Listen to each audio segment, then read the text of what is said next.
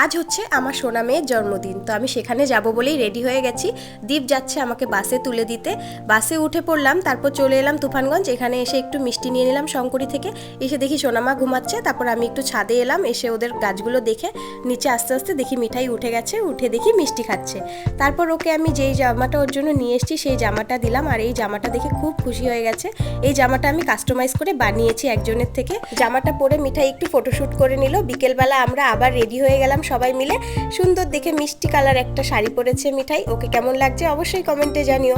আমরা এবারে যাচ্ছি মদন মোহন বাড়িতে, সেখানেই ঠাকুর প্রণাম করাতে। আজকে যেহেতু জন্মদিন, ঠাকুর প্রণাম করাতে না নিয়ে গেলে কি হয় বলো। এসে ঠাকুর প্রণাম করে তারপর দেখো এই যে মাসি, দিদি, জামাই দাদা, মিঠাই, ভাই সবাই আছে।